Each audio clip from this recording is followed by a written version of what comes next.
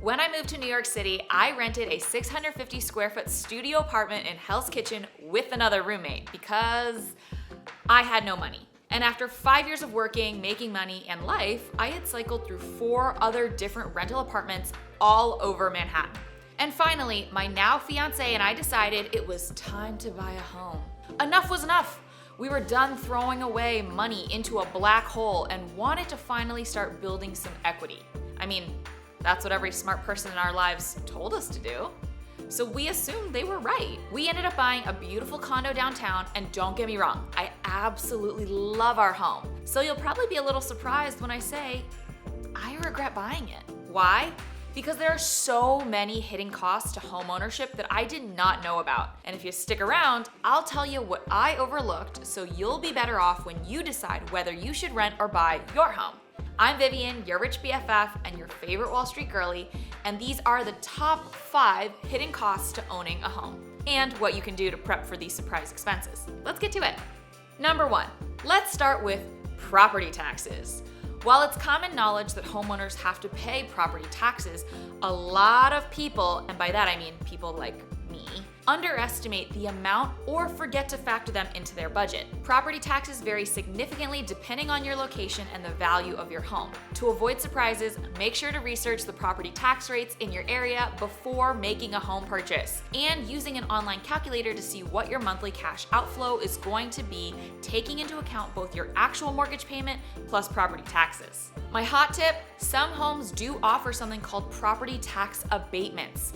Think of these programs like discount codes, but for your property taxes. They can bring consumers significant savings as a perk for buying homes in up-and-coming areas, homes that may need rehab, homes that meet certain renewable energy requirements, homes that are qualified historic residences, etc. So make sure to ask the real estate agent, salesperson, or developer if property tax abatements are available for the property you're interested in.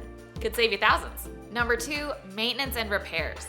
When you're renting, you don't fully appreciate how nice it is that your problems are your landlord's problems. But when you own a home, suddenly you're responsible for its maintenance and repairs. From routine tasks like lawn care and HVAC system servicing to unexpected plumbing or roof issues, the costs can add up, especially if your problem strikes outside of business hours. You'll need to spend extra cash to deal with things ASAP. It's essential to set aside a portion of your budget for ongoing maintenance and establish an emergency fund for unexpected repairs. My hot tip here is to set aside 1 to 2% of your mortgage balance as a yearly maintenance and repair emergency fund, but please keep in mind the amount you should set aside will heavily depend on your home's age, condition, and size. Speaking of emergency funds, this video is sponsored by SoFi, my favorite high-yield checking and savings account. I know you want to make sure that the money you've set aside for future expenses or emergencies isn't just sitting around getting eaten away by inflation in the meantime. Instead of a standard checking and savings account, I use a high-yield checking and savings account to ensure that I'm earning interest, so my money can work hard for me too. Per the FDIC national average deposit rates, standard banks only provide 0.07% on checking accounts and 0.42% on savings accounts. But my SoFi high-yield checking and savings accounts allow me to earn 0.50% APY on checking and up to 4.50% APY on savings. That's a lot more in interest for me. SoFi high-yield checking and savings accounts are so easy to use, and yes, before you ask, they are FDIC insured. Best part, if you set up direct deposit, you can also earn up to a $250 bonus right now. So where can you get one of these? Head to sofi.com/yourrichbff. You work hard for your money, it should work hard for you too.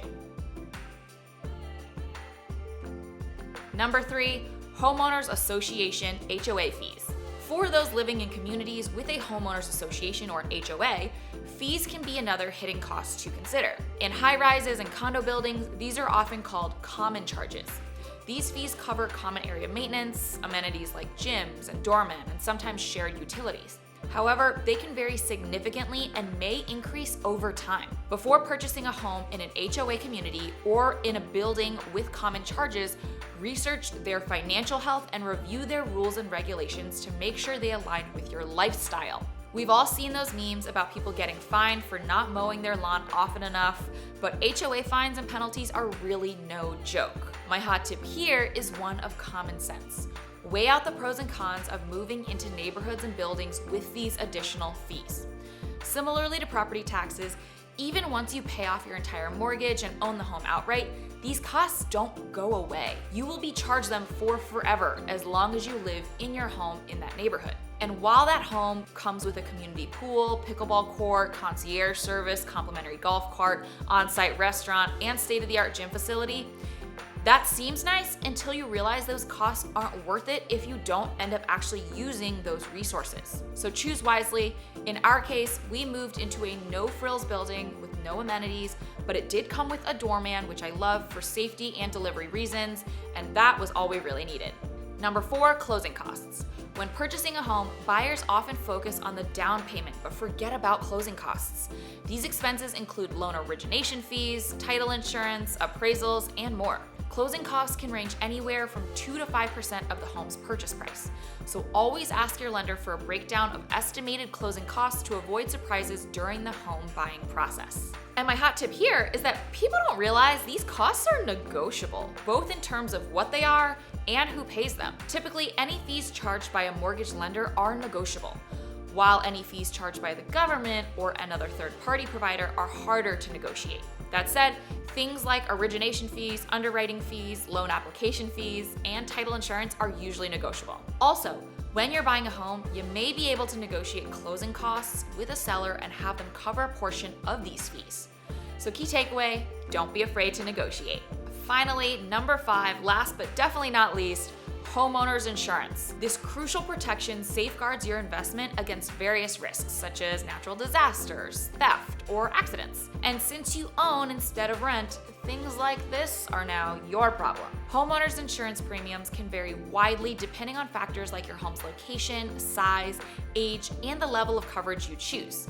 So it's important not to skimp on insurance, but you should shop around for the best rates and coverage that meets your needs. And my final hot tip here is to invest in a comprehensive home inspection before purchasing. You want to identify any hidden issues that might turn into costly catastrophes. The couple $100 to $1,000 you might have to pay for a professional to go through your property with a fine-tooth comb will 100% be worth it if they find out the foundation is totally rotted and a light gust of wind, much less a tornado, could cause your entire home to topple over. At the end of the day, owning a home can be a fulfilling experience, but it comes with its fair share of hidden costs. Frankly, I wish someone had really flagged these to me before I had bought my home, but by being aware of these expenses and preparing accordingly, you can set yourself up for a successful home ownership journey.